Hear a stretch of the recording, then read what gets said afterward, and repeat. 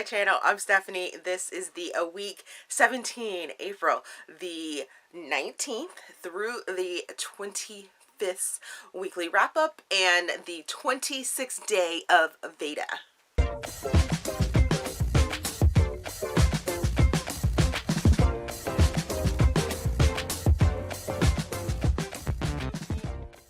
So I can actually say which day of VEDA it was because all of my weekend wrap-up videos happen on Sundays, and there's a concrete date for it. So if you didn't know, I was doing VEDA, or I am doing VEDA. I'm still doing VEDA. There's still a couple more days left in the month of April, which is video every day in April, and I'm getting it done. I have enough videos pre-recorded and set up and ready to be edited and rendered and things like that, that you guys are going to have content all week long next week, and I hope you enjoy it because there are some fun videos that are anticipated and also in preparation for next weekend's readathon. If you guys did not know, I am co-hosting a light versus dark romance readathon. We will be using the hashtag of light versus or V dark readathon. We're shortening it up this time just so it'll be a little bit easier for everyone to participate. And I'm so looking forward to it because next week you guys will get my recommendation video for both light and dark side reading, as well as which team I will be participating in. Most of you guys already know from the videos that I have put out this month, probably which side I will be, rooting for, but at the same time I will be providing a sort of TBR on what I will be trying to read next weekend as well. And yeah, so my boys now have 2 controllers and Borderlands is getting crazily played in my house. It's ridiculous. This is weekend isolation Stephanie, because that's what I have to do since I still have to work during the week, if you guys didn't know that, which may be a little bit longer this week for my rant and lifestyle section, because I got lots of things to say and hopefully I'm not too long-winded. So if you're not here for my lifestyle portion or my lifestyle check-in, you can check the description box to see when the reviews start, and if you want to time jump, feel free to. It doesn't bother me that you don't want to listen to my lifestyle. So back to the boys found another game controller. Now they are playing Borderlands. Oh my god. They played all day yesterday. All day. They assisted in my reading for Smutathon, which I was low-key doing, and I'm up super early to get back to that, to record this video. It's like 6 o'clock in the morning right now when I'm recording this, and so that I can get this processed and out to you guys, and then I can get back to reading some smutty books, because this weekend was all about the smutty, sexy goodness. Oh my goodness. I can't wait to talk to you guys about these books. But work. Whew. They better be glad that I'm not trying to catch homicide.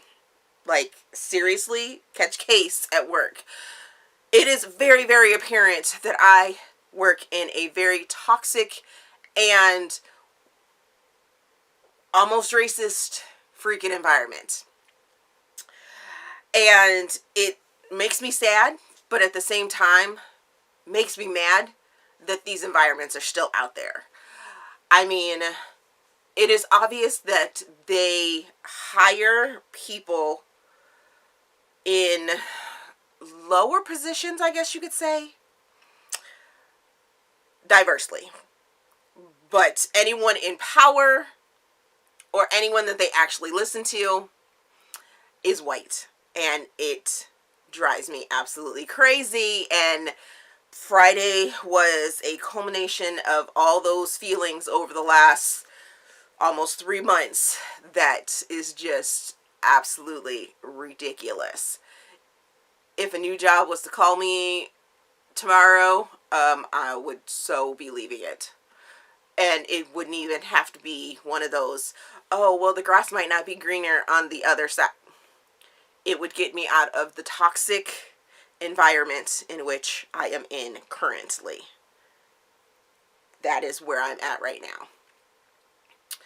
Because how do you hire one person for a specific job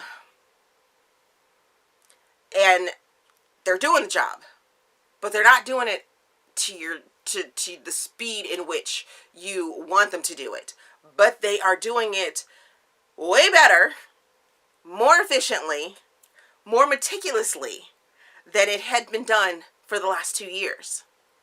So, meticulous completion should outweigh the speediness. Well, not in their world. They hire someone else to assist me in doing this paperwork that I do every day, and that person decides they want to go talk behind my back, and because they're white and they're old, they all of a sudden know what I'm supposed to be doing or how I'm supposed to be doing it. Getting processes changed in which I spent 4 weeks getting put into place and people to understand that this is how you want to meticulously get this job done. Disregarding the fact that I have 20 years of federal experience in doing this type of work for some flighty 60-year-old that has a jack of all trades, that they have so much, they're doing all this other, every single time you talk to this person, they've done this, they've done that, they've been to this country, they've lived there, so they know everything. And every experience that you have is not in comparison to the experience they had. This chick had the nerve to try and say that, you know, I have no problems working with men because I've worked with men all her life. Ooh, bitch almost caught a case, almost shanked her, almost came across the table because she obviously hasn't been talking to the people that work in the office, which is only like 4 people. But she fails to understand and fails to listen, because I've talked about my experience in the past, to know that I was law enforcement. Hello, law enforcement is a male-dominated field. Male-dominated field. And then on top of that, to put the fact that I was law enforcement in the military, another dominated field. Blows my mind that they think my large federal service has no holdings to their private rinky-dink fucking company. Woo! So we had it out. Oh yes, we had it out. Because my supervisor, yes, the stinky one, decided he wanted to call her because he was going to go out on a job, and one of the reports that I'm responsible for doing and sending out every day, he wouldn't be able to look it over before he came in. So he text messaged her. She in turn asked me to print out the report before sending it out so that her and the manager could review it. I'm going to let that sit for you for a second. So her, the person that has been there a shorter amount of time than I have been, not doing the job, and a manager that I had already spoke with to review what was going on, because he, the supervisor, wasn't going to be there. to review it. Bitch, I don't work for you, so I'm not giving you shit. And I sent that bitch out. I sent the report out. You know, he had the nerve, the supervisor had the nerve to come to me and go, why didn't you do this that I asked her to ask you to do? First of all, I don't work for her.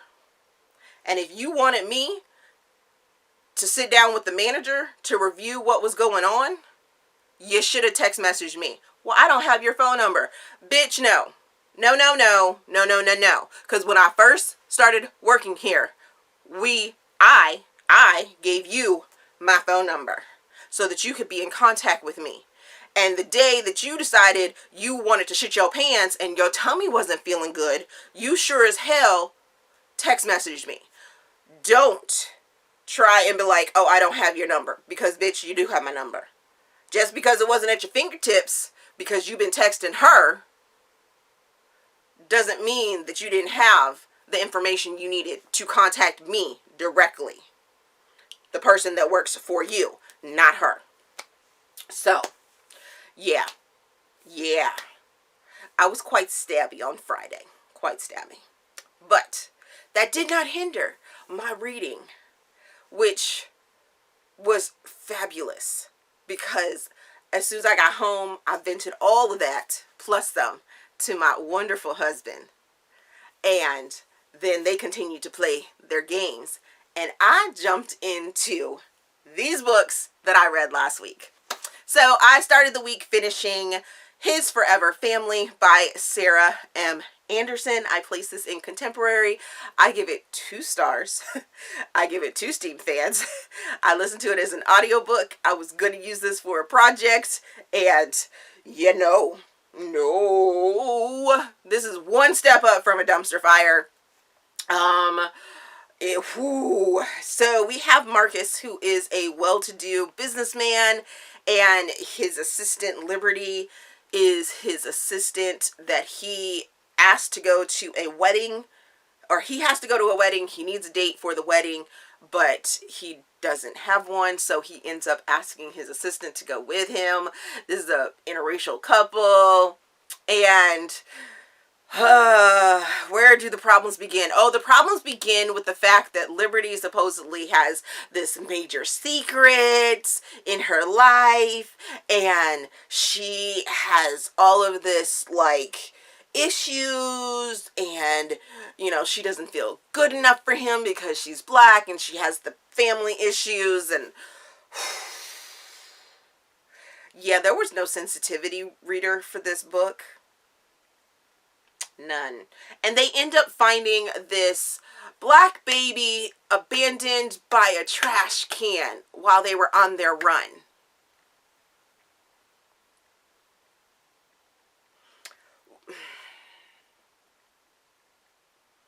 Yeah, there were so many things wrong with this book. So many things wrong. I'm going to try not to think about it.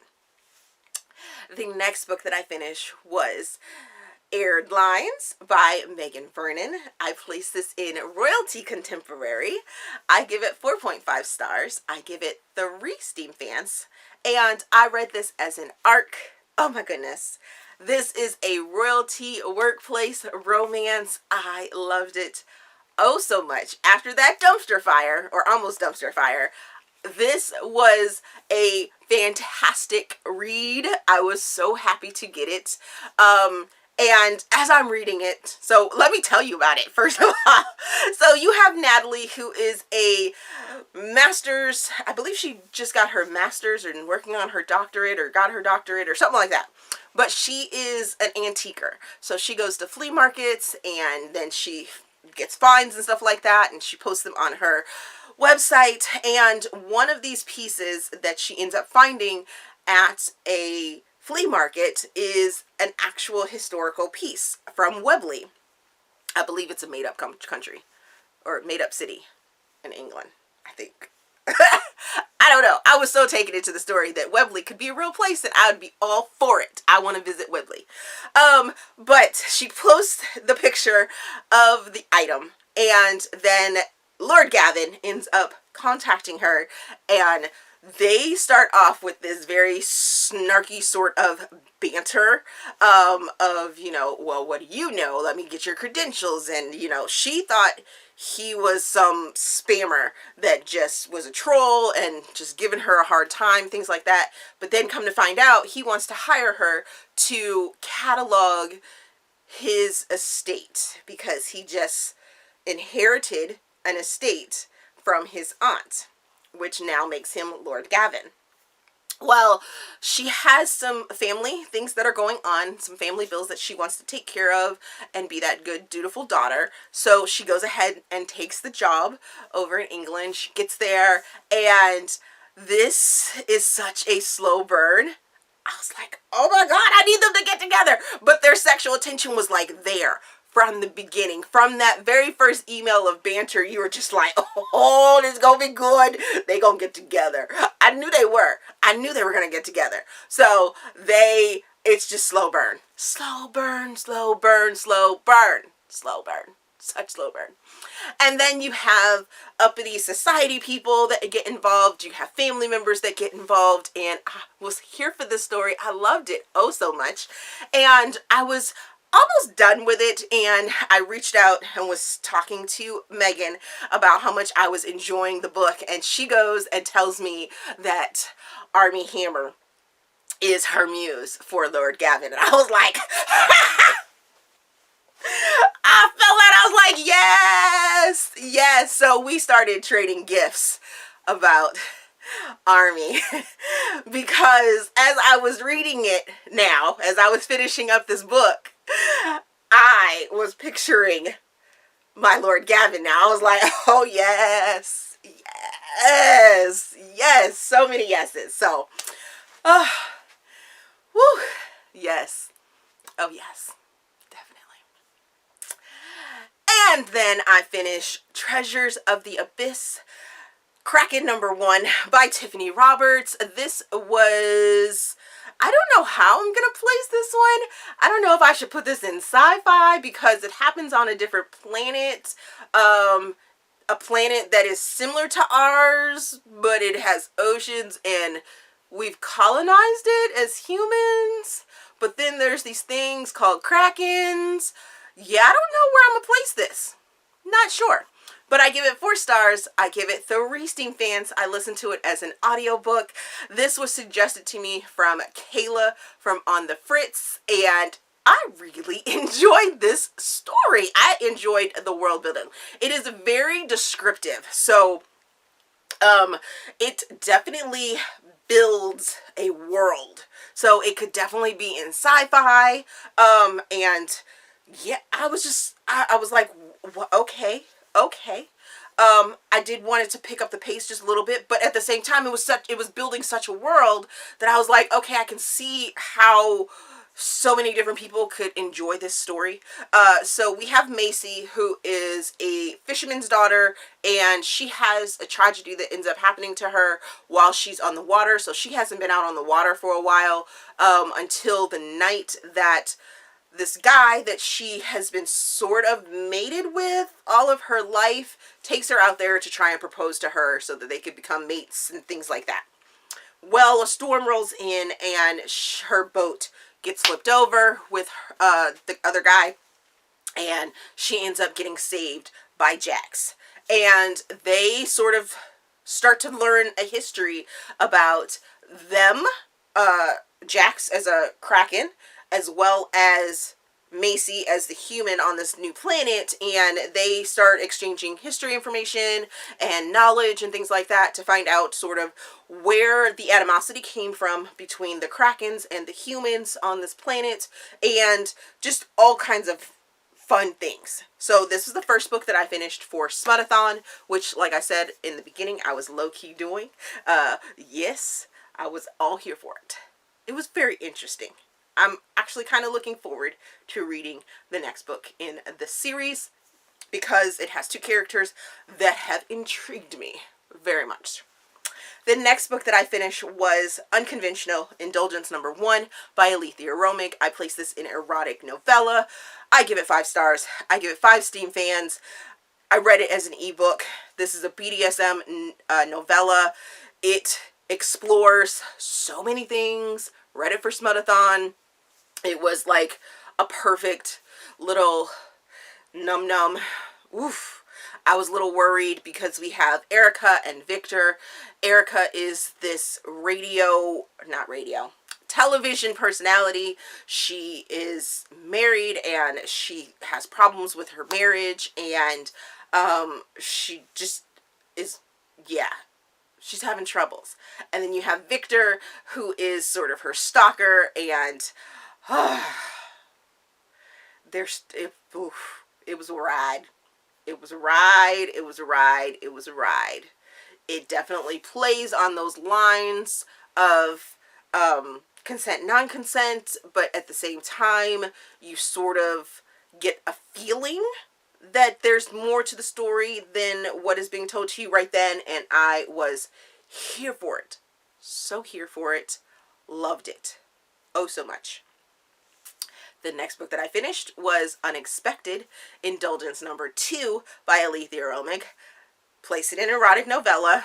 This now completes every single book that Aleatha Romig has written, that she has published, and I have read them all. All of them now. Every last one of them. This book follows, I give it 5 stars. I give it 5 Steam fans.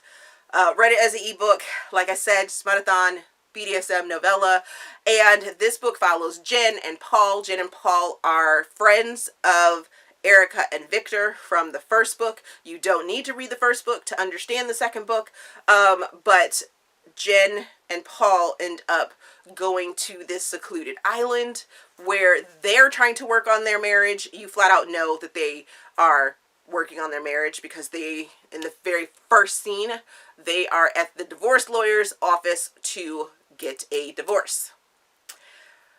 Whew.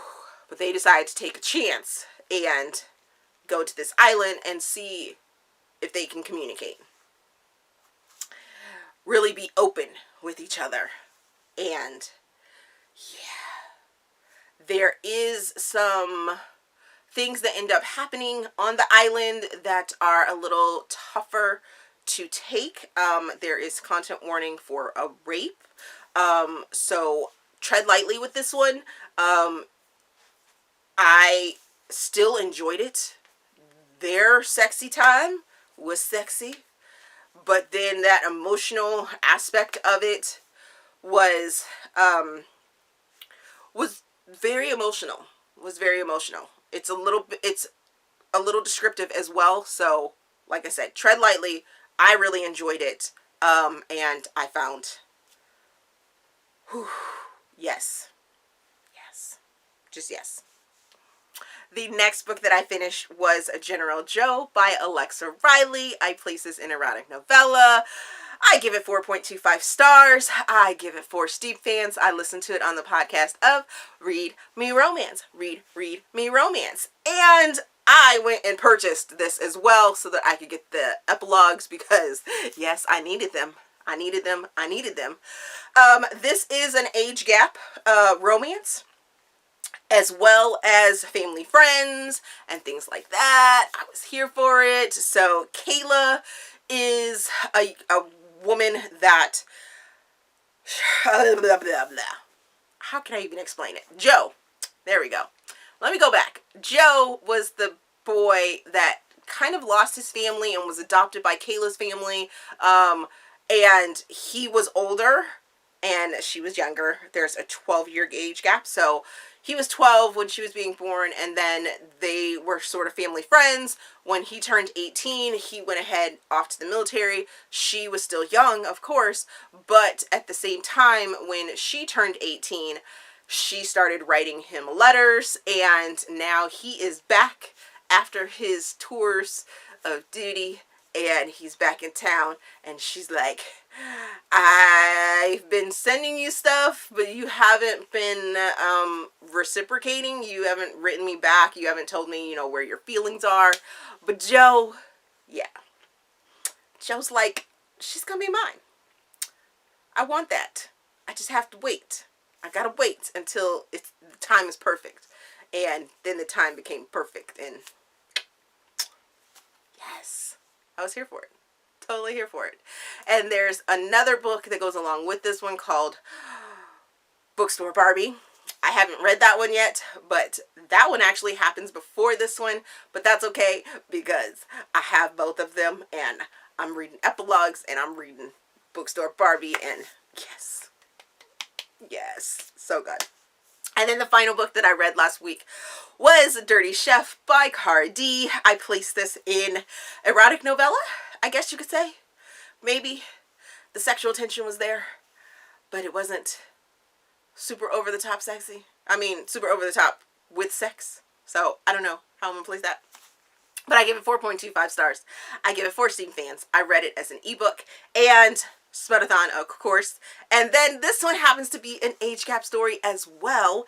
You have Aleatha, and she went to live with her aunt and ended up becoming friends with Adam, whose family has a whole bunch of boys in it, and they're very interesting. I'm kind of looking forward to the other stories for that family. But Adam is a chef, and Aleatha ends up owning a restaurant with him. They end up living together.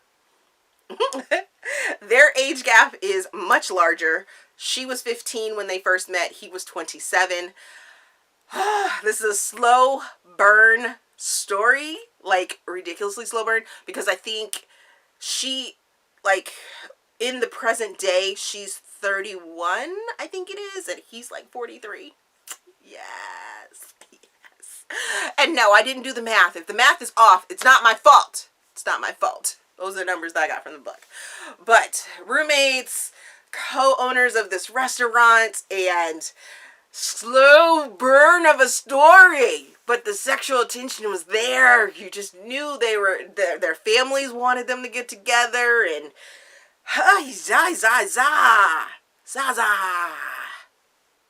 Alright, on to what I am currently reading. I am currently reading Lovers by Fiona Cole for Smutathon, and it's the perfect read. This is an MMF book. Our two main male characters knew each other in college, and an incident happens one night and leaves one of them questioning, you know, where they're actually at in their lives and what their choices should be and things like that. That is a little off-puttish. I'm a good chunk into this story as well. So, but the sexy times is, sweet Lord, the sexy times. Oh my goodness. I will also be reading Your Daddy Will Do by Katee Robert. This is a novella that was dropped just recently, and yeah, hello, I'm here for it. And then, of course, I will be reading Bookstore Barbie by Alexa Riley. So, those are the books that are currently on my Goodreads, currently reading. I do have a slew of other books that I will be getting to this week, hopefully, fingers crossed. But with this new job and not being able to listen to audiobooks during the day, it's cutting into my reading time. But with the boys having video games now, I can come home and just put in my headset or go upstairs to my room and read and do all that fun stuff. So, that is what's up. That's how my weekend went. This actually ended up being a little bit longer than I thought it was going to be. I didn't think I would be ranting as much. That's probably where all the time was eaten up. Me and my rant about my horrible toxic job. But yeah. So that's life. All right. That's the weekly book review and lifestyle check-in. Day 26 of VEDA, right? Day 26? Yeah, day 26. Yep, day 26 of VEDA. Almost over. Thank you guys if you're like following me this entire month and, you know, enjoying the videos, the different recommendations and the tags and things like that. I so appreciate you guys. I am working through the comments, by the way. If I have read the comment, I'm giving it a heart, of course. And I will be trying to backtrack to try and, you know, say a little something for each one of those comments. I so appreciate you guys commenting on the videos and starting discussions with me and things like that. As always, if you enjoyed the video, please give me a big thumbs up and subscribe to the channel. Also, there is a feedback form down in the description box so you guys can help me improve my channel. Thank you for watching. There's a recommendation video down there, and we will see you in tomorrow's video.